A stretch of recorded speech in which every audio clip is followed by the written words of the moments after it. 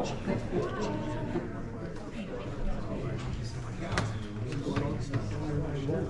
everyone, I'm going to start this meeting at council on Tuesday, March 17th, 2026 at 6 p.m.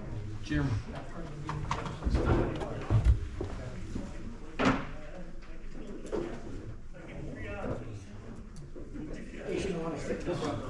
This will be an open meeting, and notice has been given to the public at least 24 hours prior to the meeting by forwarding the complete agenda to the Oconto County Reporter and all other media who have requested the same, as well as by postal.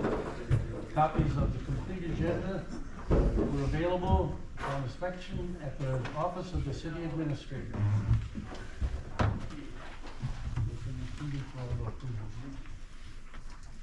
This is a public hearing before the council with the following agenda. Just go one at a time. Approval of petition for zoning amendment from Nicolay Lumber to amend the zoning for parcel number 265-332-404-02122 852 Smith Ave, and parcel number 265-311-924-11897 Dorn Street from highway commercial CH to multifamily residential R3.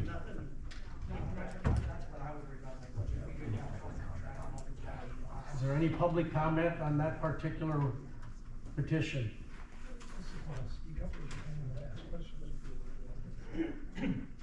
Yes, if you could, Yes, if you could stand up and state your name and address, please. Christy E. Parvier, 229 Pierce Avenue, Oconto, Wisconsin. We have questions in regards to what type of apartment buildings are they looking at building? How is this gonna affect our neighborhoods for home values? Is this gonna be for low income housing? Is this condominiums, apartment buildings, how tall? How much of the property is gonna be taken up by the apartment buildings, and where is gonna be the access to get into these apartment buildings? Can we have John explain that? John, do you want That would to? My name is John Moss. I work at Nicolay Lumber Company and put together a lot of these projects for them. To answer your question,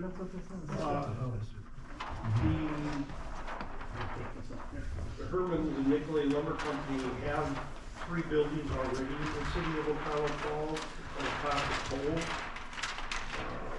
These will be identical buildings to those. They're 12-unit apartment buildings with attached garages. They will be market rate rent. They won't be subsidized in any way. Access will be off of Smith Avenue. It'll be a second means of ingress, egress to the site off of Doran, just in case the emergency vehicles can't get through the primary entrance. As far as property values, these units, the last budget that I saw cost $184,000 per unit to build. They were assessed at $122,500 we're expecting. The first 4 buildings would have a value of $5.9 million, and if the 2 additional units get built, they would add on to that. So the prices that they're investing in this project in the community, and I think that Copper Cove, which has been here since 2019, about 6 years, will bear that out. They're making a huge investment in this project, and they're going to make sure that it fits the neighborhood and stays fully done, and will maintain it because they got a huge investment in it. And I think if you get a chance and you want to talk to your alderman in that area, they might be able to agree with what I said about maintaining it. It's only 6 years, but I'm sure they're relatively brand new for the 6 years that they've been there. Any other questions anybody else has?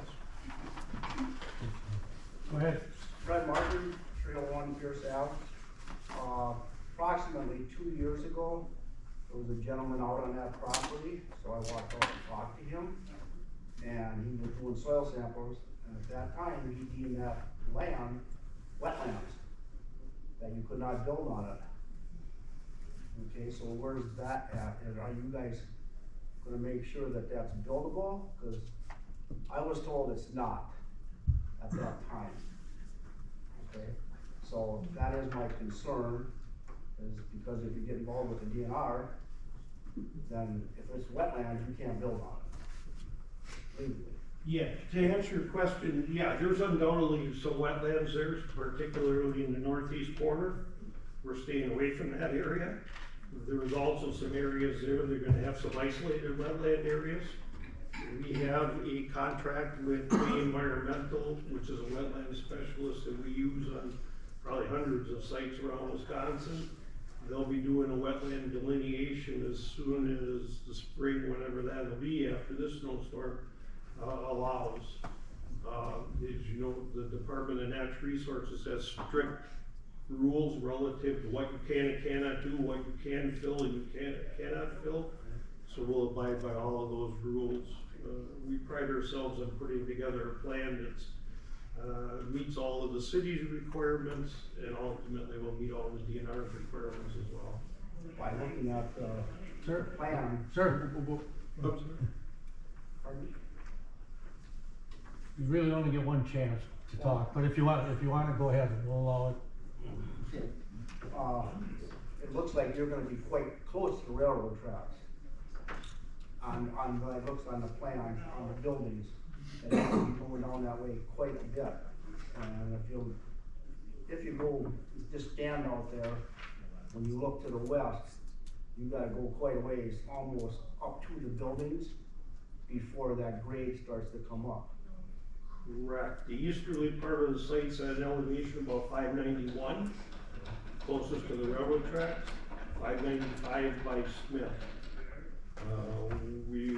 Due to the sewer grades, we're gonna have to elevate the easterly portion to get sewer depth, but it's not outrageous in terms of what we're gonna have to raise them at. They're all gonna be built about the same elevation as Smith Avenue, 585, 595.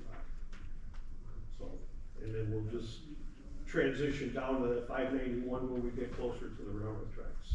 So, thank you, sir. Thank you. Brett Gleason, 218 Messenger Avenue. Where is this sewer and electrical for all of this coming off of? Because you're gonna have to do some major sewer and electrical work. Is this coming off of Smith Ave? Where are you guys pulling this all off of?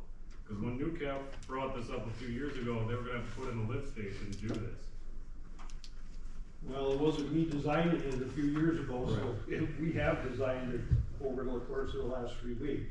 We would be fed with gravity sewer off of the existing sewer main, which is on the west side of Smith. Okay. We've talked to the public works director, and we'll be boring underneath Smith Avenue for that sewer.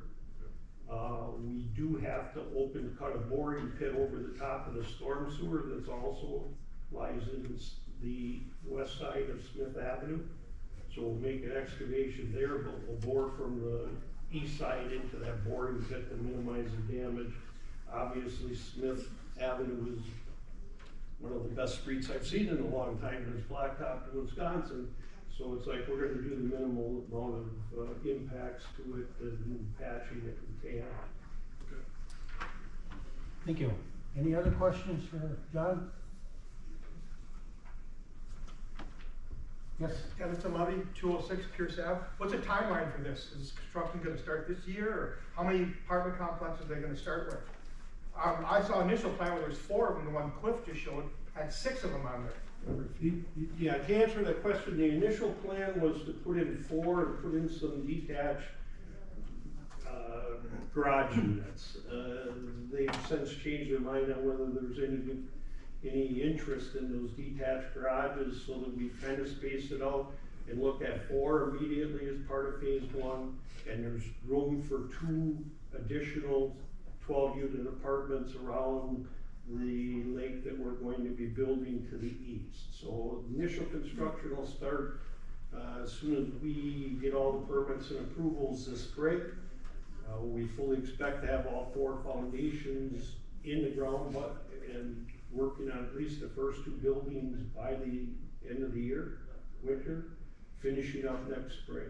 on two, bringing them online probably in March or April for occupancy, and bringing the other two online later in the summer, early fall for occupancy. All 4 buildings will be completed, all the earthwork will be done, all the landscaping will be done. There'll be a binder and mat put down prior to 12/31/27. Okay. Thank you. Any other questions for John? Okay. Pardon? Any other questions for John? Okay. Call for approval? Motion to close. Oh, No. sorry. Just move on to 2. Okay. Moving on to number 2, approval of petition for zoning amendment from DeShadow Holdings LLC to amend the zoning for parcel number 265-31191821838 Chicago Street from residential multifamily R2 to general industrial IG. Is there anybody has any input on this?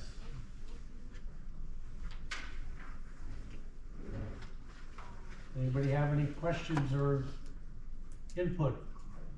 I guess, what do you mean by general, sorry? Oops. Brittany Coulter, 360 Main Street, so that's the property I believe behind me. What do you mean by general, industrial? Jeremy, you wanna? So general industrial would Yeah, be, well, that's, what do you live on Main Street or on Chicago? Main Street. but that's the property that'd be like behind us.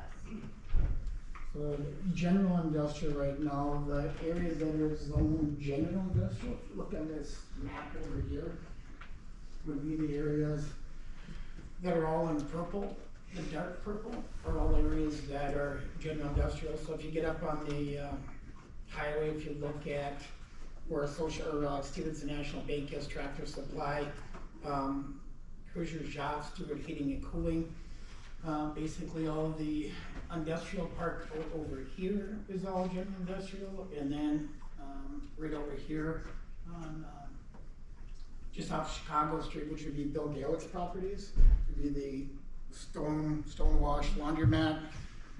That whole area, that would be classified general industrial, so we kind of would fit right into what's already zoned in those areas. Does that make sense? Any other questions?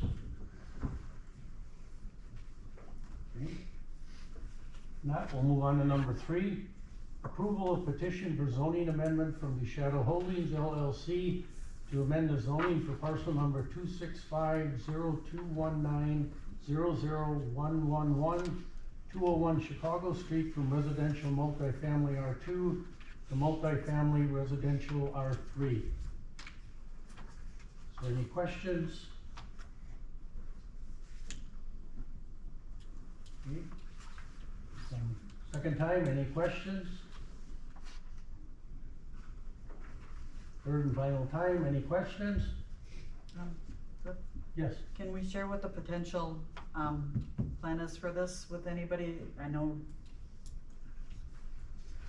Or what's that?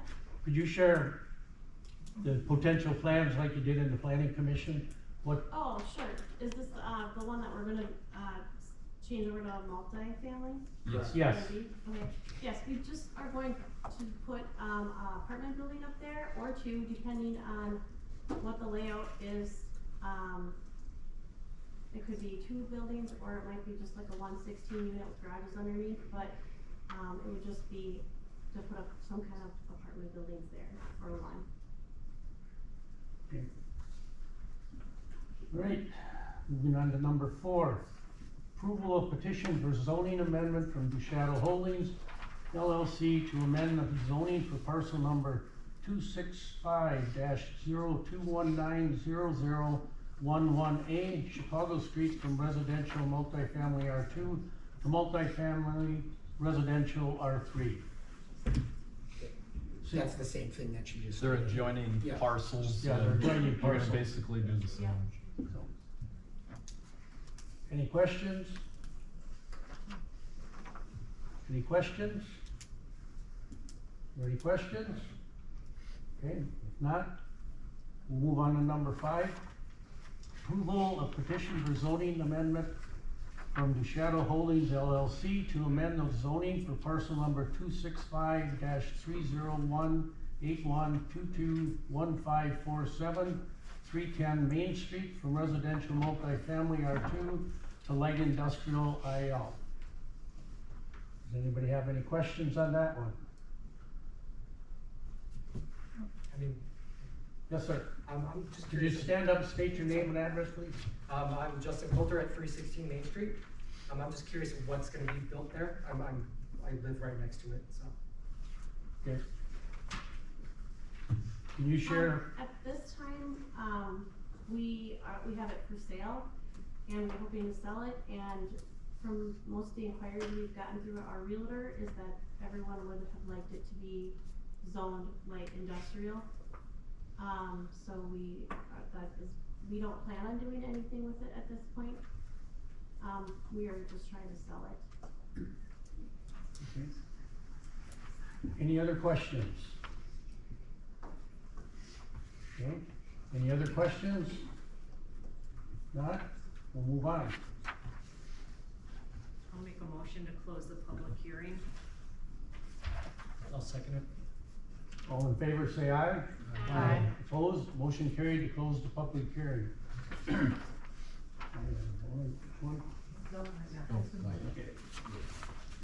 Okay, immediately following meeting of the regular council, we'll follow the agenda. Meeting called to order. Roll call. Mayor Cliff Martin, Here. Daryl Anderson. Here. Kim Brodakowski. Here. Ron Dahl. Here. D. John Libby. Here. Bob LeBrecq. Here. Casey Soul. Here. Lori Stenstruck. Here. Dan Zeller. Here. Attorney Culver. Here. Okay, number 3, invocation and pledge of allegiance by Alderperson Lori Stenstruck. If you're gonna stay for this, please remove your hats. Thank you. May we serve with integrity, listen with respect, and act in the best interest of our community. Amen. Pledge allegiance to the flag of the United States of America and to the republic for which it stands, one nation, under God, indivisible, with liberty and justice for all.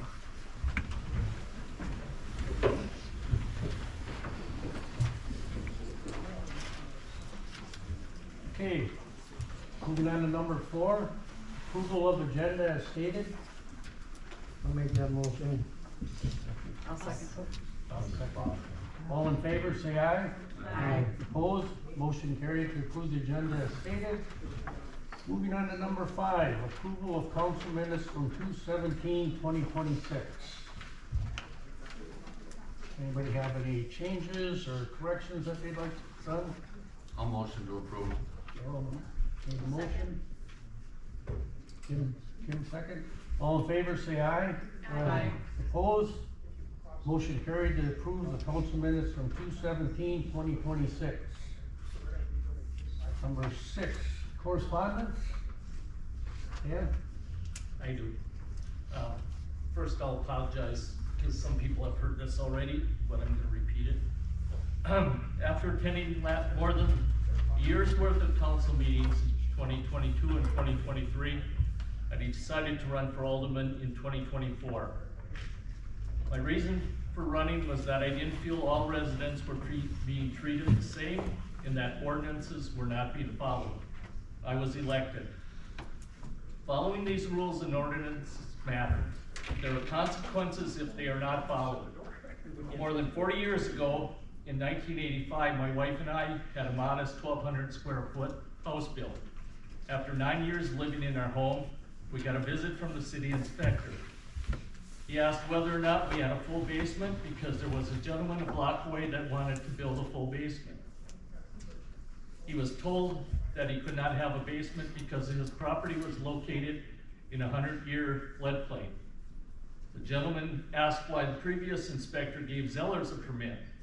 The new inspector asked if we wouldn't mind showing him our basement. Sure, we said.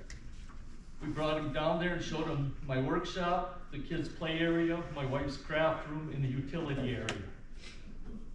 Long story short, he told us unfortunately the ordinances weren't followed back when we got our permits.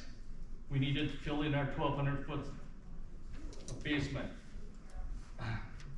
Our general contractor got the permits from the city, but here we were told to fill it in.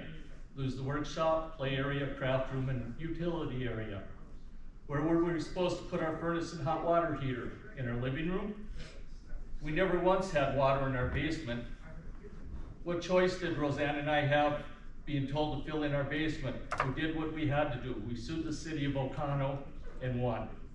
The basement was filled in, but the city paid for it.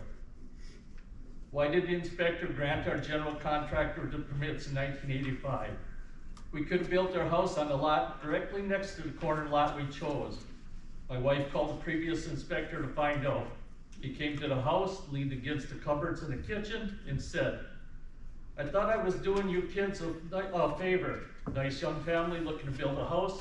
I never thought anything like this would happen.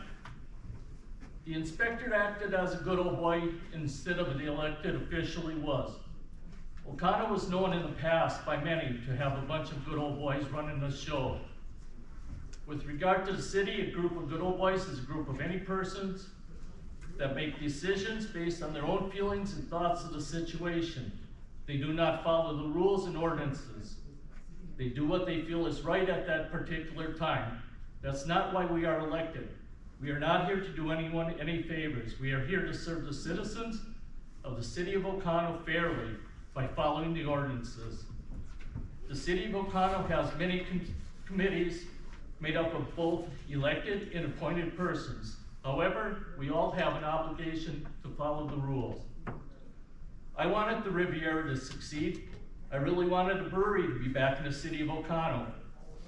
No matter who comes to the city with their ideas and dreams to start a new business, as an elected alderman, I will listen to them and hope for it to be successful, not only for the owners, but for the city.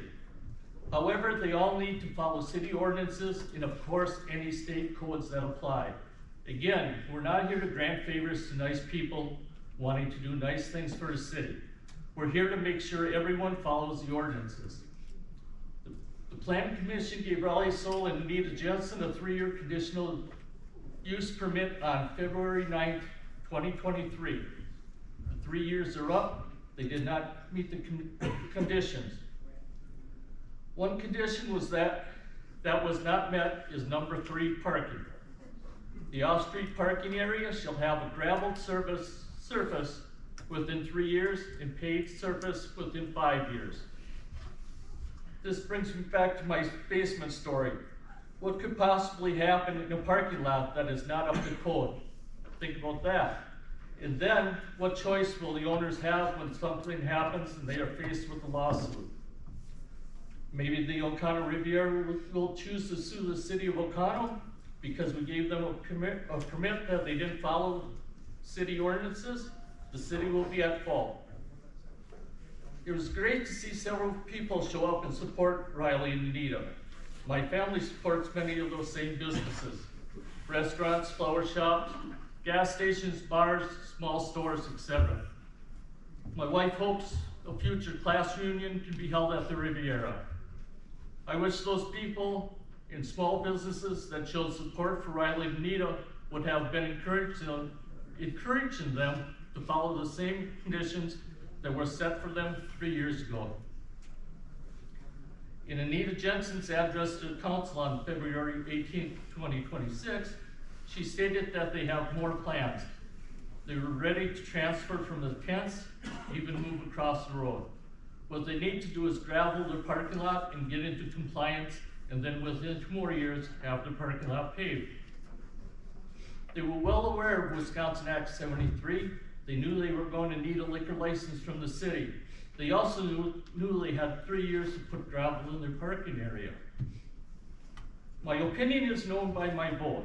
They should not have been given the liquor license until they got in compliance. Now that they have it, they should not be able to move forward with it until they are in compliance.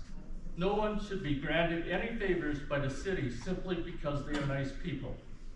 The Plan Commission, City Inspector, and council need to stop any movement forward until the Riviera is in compliance. Thank you for your time. Thank you, Dan. Any other correspondence? Bob? I just wanna make sure that I get an update, but, about updating our ordinances on social media, that's not gonna go away, are we No, gonna we're look working at on that? it. We're working on it. Yeah, Yep. we're working on it. Okay, because that's not going away ever, as long as I'm here. I agree, yep, we're working on Yes. it, thanks, Bob. Thank you, Bob. Any other correspondence? Okay, if not, move on to number 7, public input. Katie? Hello. I'm Katie Berman, I'm mayor in the city of Peshtigo, and I just wanted to take a minute tonight. It's been about a year since you guys so graciously allowed Joe to come down to Peshtigo and help us out. We come up, I guess, to Peshtigo rather. We really appreciate that, and so I just wanted to take a minute, pop on down here, tell you how much we appreciate you, and let you guys know that the advice that Joe has been giving us has been wonderful. We have a lot of work on our ordinances to do as well, things to get up to date. So I definitely hear you on that, and echo those sentiments for us as well. Can I approach everyone and just pass out the letter? Absolutely. Perfect. I won't read it to you out loud, but I just wanted to make sure that you guys knew how much we appreciate you and the energy that you put in. Thank you. Thank you. Thank you. Okay. Any other public input? Okay. If not, we'll move on to number 8, approval of consent agenda. 8A, approval of alcohol beverage license application for Made on Main Street LLC located at 1129 Main Street, and appointment of agent of Monica Valley. Any discussion from everybody, questions? I make a motion to approve. I'll second it. Second, Ron. Roll call? Daryl Anderson. Aye. Kim Bronnakowski. Aye. Ron Dahl. Aye. Dee Donlevy. Aye. Bob LeBrecq. Aye. Casey Sol. Aye. Lori Stenstruck. Before I vote, I didn't get a chance to ask a quick question on this. For beer and wine license, do we have unlimited in the city of Wisconsin? There's absolutely no cap on them, correct? Correct. Okay, aye. Dan Zeller. Aye. Sorry. That's great. Okay, moving on to number 9, discussion, action, recommendation on the following old unfinished business. There being none, we'll move on to number 10. Discussion, action, recommendation on the following new business. 10A, recommendation from Finance Committee, approval of the accounts payable for the month of February 2026 in the amount of $1,146,474.46. Payroll for the month of February 2026 in the amount of $169,591.28, and other financial reports as presented. I'll make a motion for the approval of accounts payable, subsection A. I'll second. Roll call. Kim Bronnakowski. Aye. Ron Dahl. Aye. Dee Donlevy. Aye. Bob LeBrecq. Aye. Casey Sol. Aye. Lori Stenstruck. Aye. Dan Zeller. Aye. Daryl Anderson. Aye. Okay, moving on to 10B. Recommendation from Planning Commission, approval of petition for zoning amendment from Nicolay Lumber Incorporated to amend the zoning for parcel number 265-332-404-02122, 852 Smith Ave, and parcel number 265-31192411897 Dorn Street, from highway commercial to multifamily residential. I'll make a motion to approve. Dee, I'll second. Kim second, roll call? Ron Dahl. Aye. Dee Donlevy. Aye. Bob LeBrock, Aye. Casey Sol, Aye. Lori Stenstrup, Aye. Dan Zeller, Aye. Gerald Anderson, Aye. Kim Bernakowski. Aye. Okay, recommendation from Planning Commission, 10C, approval of petition for zoning amendment from the Shadow Holdings LLC to amend the zoning for parcel number 265-31191821838, 189 Chicago Street from residential multifamily R2 to general industrial IG. Motion to approve. I made motion. Second. Nope, go ahead. I'll second. Casey second. Roll call, please. Any discussion? Okay, roll call. Dee Donlevy, Aye. Bob LeBrock, Aye. Casey Sol, Aye. Lori Stenstrup, Aye. Dan Zeller, Aye. Gerald Anderson, I just got one question there. Is that gonna mean there's gonna be semi-trailers allowed to be parked there? Yes. With that zoning. Our understanding is it's supposed to be, storage units, but. Aye. Kim Bernakowski, Aye. Ron Dahl. Aye. Okay. Moving on to 10D, recommendation from Planning Commission. Approval of petition for zoning amendment from DeShadow Holdings LLC to amend the zoning for parcel number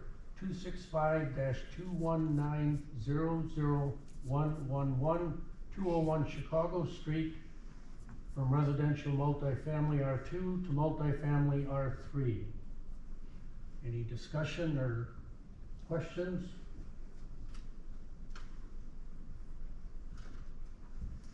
I'll make a motion to approve. I'll second. Dan, second. Roll call, please. Bob LeBrock, Aye. Casey Sol, Aye. Lori Stenstrup, Aye. Dan Zeller, Aye. Gerald Anderson, Aye. Kim Bernakowski, Aye. Ron Dahl, Aye. Dee Donlevy. Aye.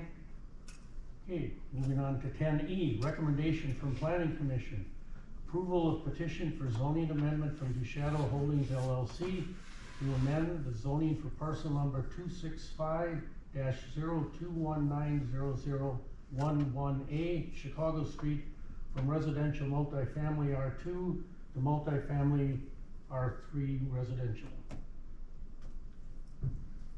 Any discussion? Yes. Yeah, question. We're going through quite a few of these, which is not the norm for us to see this many like on the agenda. So there's gonna be work on the back end to make these updates, correct? So what is the cost to do that? Because again, I'm assuming our map needs to be updated and our ordinances will need to be updated, yes or no? Just the map. Just the map? Just the map. Okay. There is a cost too to we have to do publishing, but we charge them a fee. So they pay $125, Something like that, yeah. so that covers. We'll probably wait because I think there's gonna be a few more next month that are coming along too, so Okay. usually we try to do them in a group. Thank you. Any other questions or discussion?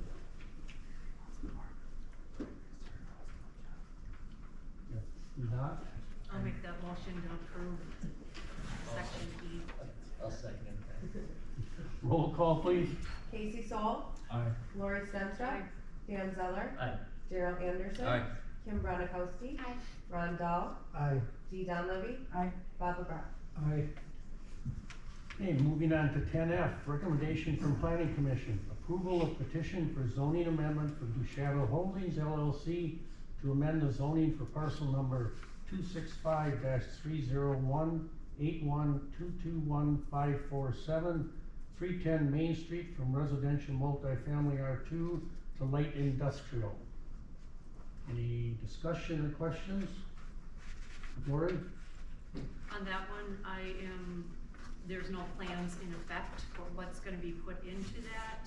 No. And to me, it's only for, value of selling, so I cannot vote for that one with no reasoning for it. Darryl, you have your hand? Yeah, I agree with Lori. I don't see, especially changing this to light industrial, we don't have any clue then what's gonna happen.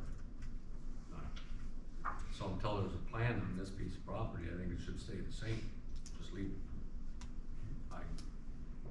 Any other discussion or questions?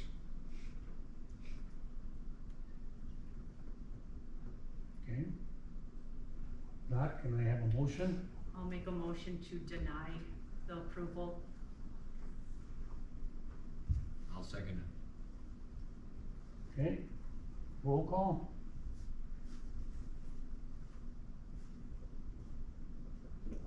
Lori Spencer, I, Dan Zeller, or that I'm voting aye to deny it, correct? Correct. Correct, okay, I just wanna make sure. Dan Zeller, Aye. Daryl Anderson, Aye. Kim Bronnakowski, Nay. Ron Dahl, Aye. Dee Donlevy, Nay. Bob LaFosse, Casey Sol. Aye. 6-2. Right.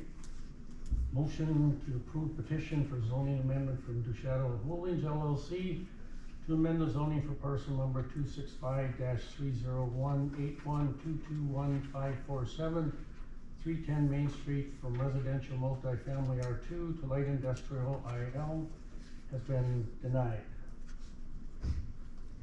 Okay, moving on to 10G, recommendation from Building and Property Inspection Committee, approval of an ordinance regarding revisions to the government and administration ordinance in the municipal code of ordinance for the city of Oconto, property maintenance responsibilities. Jeremy, go ahead. So we took this up to the property committee. We're having a kind of a tough time enforcing ordinances when it comes to the front setback area. So basically anything that's really off that driveway path. So for instance, we have a property on Pine Ave that, you know, have ATVs, lawnmowers, trailers that are sitting right in that front yard. And there's nothing clearly in the ordinance that states they can't have that. So we wanted to just kind of define that and put that as a maintenance responsibility in regards to that front setback. So when Joe and I are doing enforcements, that we're not getting a lot of heckling on our end as far as what's allowable, what's not allowable when it comes to the ordinance. So this clearly states what's allowable in that front setback. Or what's not allowed. What's not Probably, allowed. probably more clearly what's Yeah. not allowable. Not. As best we could figure Dee? out. If we decide to vote on this and have it go forward, so how do we educate our citizens that now this is gonna be strictly enforceable? Again, we've got some non-compliances out there already, so how are we gonna handle that? I mean, obviously, when there's an ordinance change, you know, obviously we can post that change. I mean, that's what we can do. I think that for the most part, when you're talking about ordinances, it's always a select few. If we're not talking, you know, we've got 1,900 residents that have homes here, and typically the handful that we deal with are less than 30. So we're not talking about a large group that needs to be educated. It's the 20 to 30 homes that are just constant ones that aren't following any ordinance. So. Every ordinance change is also published in the newspaper. So with this change to, again, put some more meat behind this to make it easier for both Joe and Jeremy, will we be sending out like a notification of the ones that we are in non-compliance already, basically saying you've got 30 days to get this cleaned up? Jeremy? Typically, when we do send something out, it's typically a warning letter. We decide whether it's gonna be 7 days, 30 days, depending on the severity of the issue. If it's not taken care of at that point, typically, you know, my contact information's on there, Joe's contact information's on there for them contact with any questions or concerns. We include a copy of the ordinance for them to review when they do get that letter. After that point, if they're not gonna be in compliance, or if an extension's not granted from one of us, then it's a citation is written, and then obviously it's in the hands of the municipal judge whether or not she's gonna grant an extension or just not do anything. Typically then when it falls into my hands on the citation, if they plead not guilty, then we set them for a pretrial. And before I come to the pretrial and they're required to be there, I touch base with Jeremy on whether they've made headway or what's going on. you know, it's always our first step is, we don't want the money.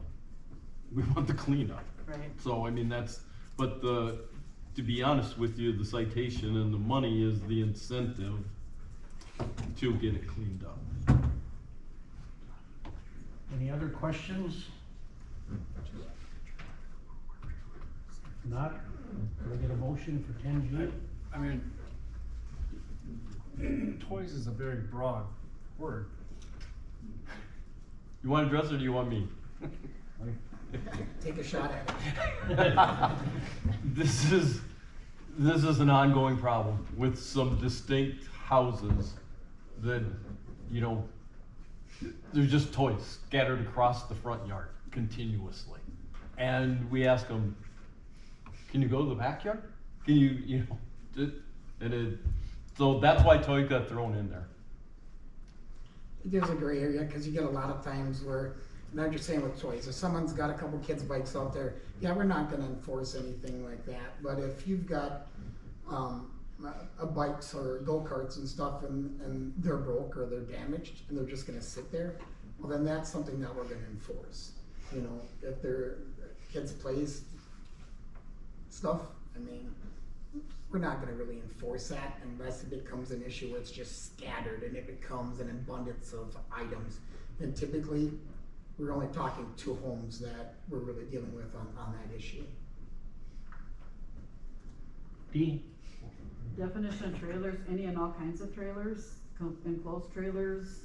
Trailers would be addressing enclosed trailers, you know, a car trailer, smaller trailers that would, you know, for lawnmowers, UTVs, things like that. So we just don't want them in the front setback, where they, you know, they're allowable in the side setback or the rear setback, or if you have a trailer and it's just on the driveway or it's just off to the side, that's allowable. We just don't want people to start pulling all these types of trailers and other items right into their front yard, unless you guys think different. But.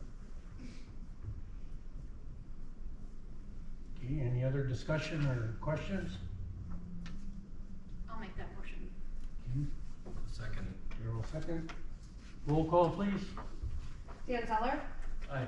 Gerald Anderson, Aye. Kim Brodakowski, Aye. Ron Dahl, Aye. Dee Don Levy, Aye. Bob McGrath, Aye. Casey Stoll, Nay. Lori Senstrop. Aye. Okay, moving on to 10H, recommendation from the Board of Public Works, approval of an ordinance regarding revisions to the recycling ordinance regulated by the DNR. Jeremy, go ahead. So I kind of updated everyone last week on these next 3 or 4 items that you have in front of you. Again, the revised ordinance change. Again, we are our own responsible unit, and so we have to meet the revisions that are put forth by the DNR. So I kind of talked about those last week. So Frank did draft the new revisions that we need to be in compliance with. I did send those off to Jennifer Semrine to the DNR last week for her approval. She said everything looks good, so we just need the approval so I can get back to her that we did approve it by council and agree with the new requirements set forth by them. Dee? Question on 8-4-10. This is really what we're doing today. We're still gonna continue with the single stream. This is not looking for any additional sorting? Correct. Okay. Yeah. Either way, you have to follow that. We don't have options. We don't have an options for that.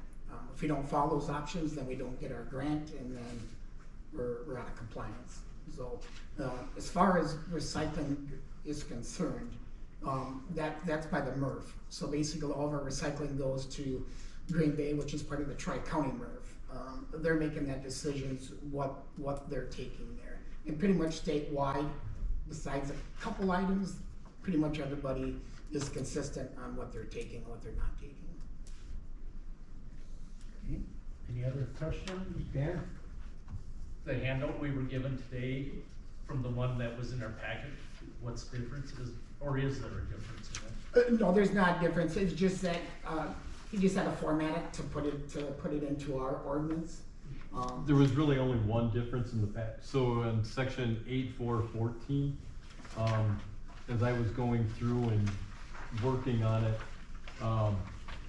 I think the one in your packet had some blank lines, and it was cause Brittany wanted it to hand out with the packets. I did rush it. And I needed to talk to Jeremy because instead of doing, I don't know, and that's what's in your pack, like 9 paragraphs, in our old ordinance, and what we continued in this one is we combined a bunch of those things in paragraph 1 and 2.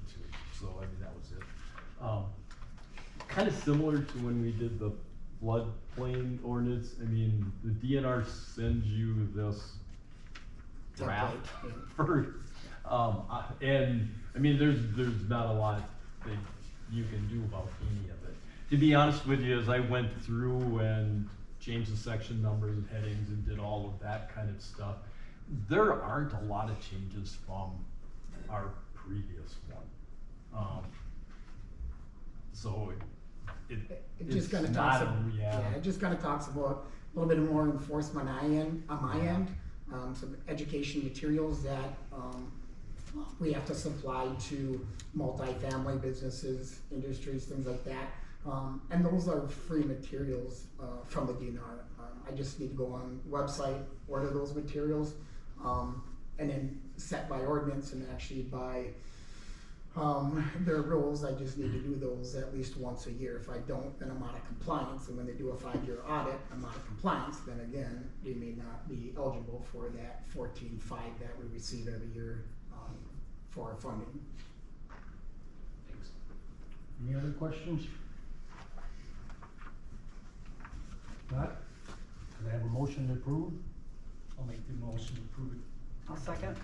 Okay, second. Roll call, please. Daryl Anderson. Aye. Kim Bradakowski. Ron Dahl. Aye. Dee Don Levy. Aye. Bob LeBrock. Aye. Casey Soul. Aye. Lori Stenstrup. Aye. Ken Zeller. Aye. Okay, moving on to 10I, recommendation from Board of Public Works, approval of contract for concrete crushing at the City of Volcano Brewery Pit. In your packet, so. Bob? I got one question on that. Do you have any clean cement out there we can use for shore protection at Bolton to save us some money? That is not allowable. I did not know. Used to be where you could take construction materials, curb and gutter, sidewalk, and place those as riprap. You can no longer do that, unfortunately. Otherwise, that's where the majority of it would go. Yeah.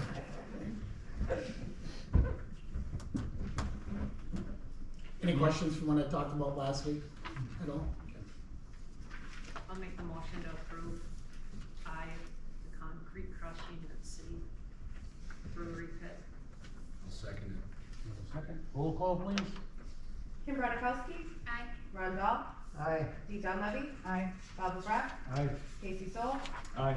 Lori Stenstrup. Aye. Dan Zeller. Aye. Daryl Anderson. Aye. Moving on to 10J, recommendation from Board of Public Works, approval of quote from Bobcat for small articulated loader in the amount of $81,476.65. Or Jeremy, go ahead. Again, if you got any questions on that from what I explained last week, I really could have used that piece of equipment the last few days. We did have multiple breakdowns. I mean, not just with the existing trackless we had. Actually, it's down right now, but obviously a lot of equipment. But obviously, we could have used this piece of equipment, and still could use that piece of equipment even in the next coming weeks with the amount of cleanup we have to do. But again, I kind of talked about those funding sources, and it is a piece of equipment that we rely on, not just through winter, but all season long. Go ahead, Dee. About how long, if this is approved, Jeremy, would it take to get that piece of equipment? I would say within 30 days. They do have multiple units that are in stock within the state. So I did reach out to our salesman a couple weeks ago, and if it did get approved, that we really would like to be top on the list to get that machine down here so we can start making good use of it. And you mentioned the other night too, it can be used for lawn mowing and what? Obviously there's multiple uses for it between lawn mowing. It's got forks, it's got a bucket, it's got a broom. Obviously, we'll use it quite a bit next winter, not obviously, or just not only for snow removal, but obviously we have a large project within Sharp Park with the amount of ash and dead trees that are in there that makes it easy for us to get in and out of there with that small loader, because obviously our larger loaders will not fit inside that park. So again, multiple uses that fit our needs. Okay, any other questions, Lori? Jeremy, is the piece of equipment that is broken down the one that's gonna be selling Correct. to offset this Correct. cost a little bit then? It will be. So we'll have repair costs on that again then? Yeah, it's just I would think right around $200, just some hydraulic issues, some hoses and stuff. Thank you. Minor wear and tear, but nothing major like the ones I kind of talked about last week with the pumps and stuff. And then it's gonna be going for sale right away after the Right purchase away, I'll of be this? putting it up for sale, yeah. Any other questions? Ron? You think that used one's worth about 20? Looking at the prices we're seeing on Wisconsin surplus, anywhere between 18 to 30,000. This is the one I paid 45 for it. That one? No, we paid $240,000 for Oh, the did you? machine. Yeah. So far difference between this one and the loader. And then obviously sidewalk equipment's gone a long way. The pieces that we've looked at, even some newer equipment we looked at, that was kind of similar to the Bobcat and the Trackless. Even those prices were anywhere from $190 to $240. Back in 2003, that machine was, with all the attachments, was about $240,000. Oh, and I'm sorry, Jim, I wasn't here last week. Where was the money coming from? So there's we got about $10 to $12,000 in our equipment budget right now. The other portion would be coming from obviously the sale, and the existing monies would be coming out of our construction budget. And roughly with our returns from our LRIP money, we've got roughly about $675,000 in that fund. So the monies are available for that. Thank you. Versus trying to get it into our bonding if we're gonna bond next year, the following year. But this is just one way that we can purchase that without having to put another item in there, since there's so many needs when we do go to rebond. Any other questions? Darryl? That equipment, parts or your pieces to it interchange with another piece of equipment we got, right? Correct. The toolcat that is owned by the Parks Department right now, all those attachments interchange with this piece. Any other questions? I'll make a motion to approve. A second. Another second. Roll call, please. Carol Anderson, Aye. Kim Bradikowski, Aye. Ron Dahl, Aye. Dee Donlevy, Aye. Bob LeBrock, Aye. Casey Sol, Aye. Lori Spenstra, Aye. Dan Zeller. Aye. Okay, moving on to 10K, recommendation from O'Connell Utility Commission, approval of 14th pay request for wastewater treatment plant upgrades to under construction in the amount of $64,917.70. Dee? I have a question. We did get a document for the 64,917, but I also had another document in here for 66,000 for headworks modifications grid project. Is that two different things?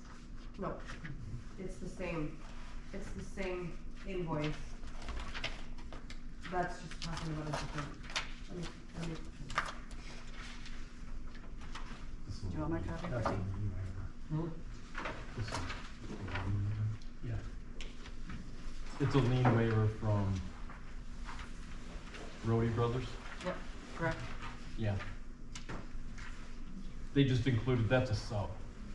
So the money, that's with regard to monies you paid last month, probably.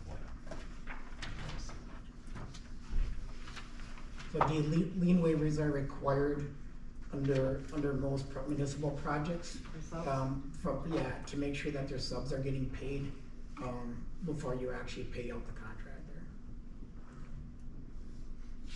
Any other questions?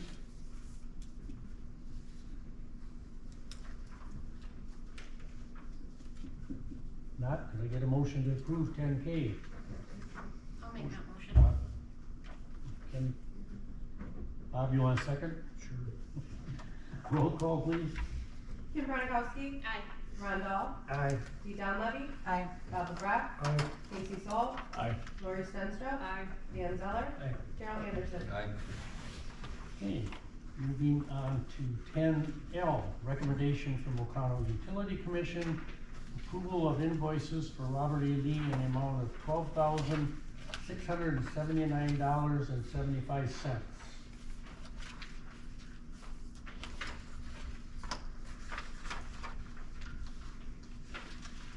I'll make a motion to approve. I'll second. Second. Roll call, please. Ron Dahl. Aye. Dee Donlevy. Aye. Bob McGrath.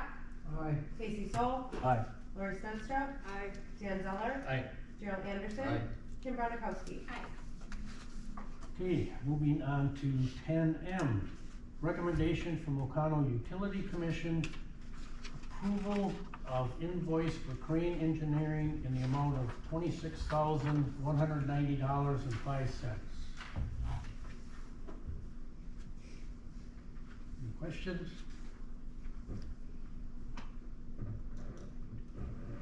What was this for? For the Crane Engineering, I believe it's for the inside, isn't it, Dan? I might get this wrong, but there's a lift station and they lift it up to clean it out, clean the screens, and all the supports were shot. So they had it all redone. And this is where at the? I believe this is, if I'm correct, out on Y. It's Harbor Road lift station, so that would be multiple lift stations out there. You got Bloomerick lift station, I'm not sure you know where Jan Bloomerick used to live, but that would be the driveway before you turn on Harbor Road. We have a lift station right there, and then we have a lift station further down on Bay Shore Road there. Again, just kind of like Dan said, every one of those lift stations has a lot of moving parts in them. Extreme conditions when it comes to corrosion, and basically that's what they're referring to as far as the rebuild of that lift station. Jeremy, is this something that happens frequently or infrequently, and is this something like a maintenance thing that needs to be ongoing? Well, you've got roughly about 13 lift stations in your system, and they're obviously older lift stations. And each one of them got 2 to 3 pumps in each one of your lift stations that run anywhere from, on the small end, depending on the size of the lift station, from $5,000 to $20,000 a pump. Again, you've got a lot of corrosion inside those, and multiple things can happen, whether it's with the stairs leading down to it, the pulley system bringing those pumps up and down. Obviously, the better those lift stations are maintained, as far as cleaning them, bringing those pumps up, constantly maintaining those pumps, cleaning those pumps, you're gonna get more longevity out of it, just like anything you own at your own home. But yeah, I mean, obviously that would fall under the responsibility of Matt and his guys, but again, that would definitely, you get obviously more life out of things when you maintain them correctly. Any other questions? A motion to approve, for Crane Engineering. I'll second. Roll call, please. Dee Donlevy. Aye. Bob McGrath. Aye. Casey Stoll. Aye. Lori Stenstrup. Aye. Dan Zeller. Aye. Gerald Anderson. Aye. Kim Bradakowski. Ron Dahl. Aye. Moving on to 10N, recommendation from Ocano Utility Commission, approval of invoice for Dorner Company in the amount of $11,100.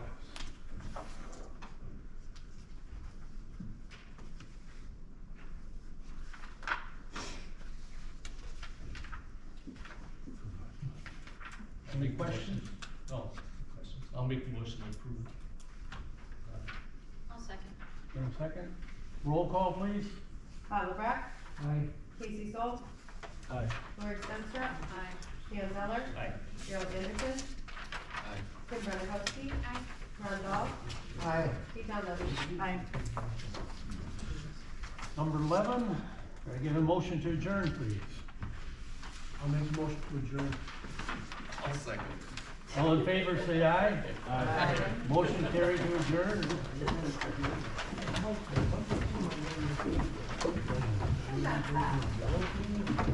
yellow one. Oh. Oh, yeah, the other Bobcat, you read every Bobcat? Yeah, you're correct. Yeah, you just said, yeah, the Traverse, yeah, the Traverse. Fucking ridiculous, yeah, I know.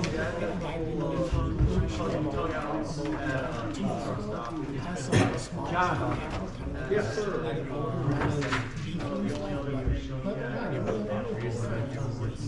Okay, I'm available all day tomorrow until way.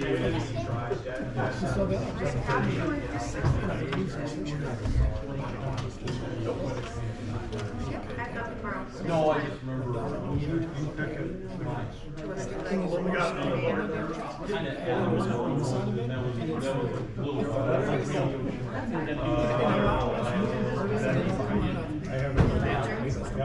That's fine. Sounds good? Okay, 9:30. 9:30. Thank you. Jeff. It's a lot easier. You know, if you have an issue.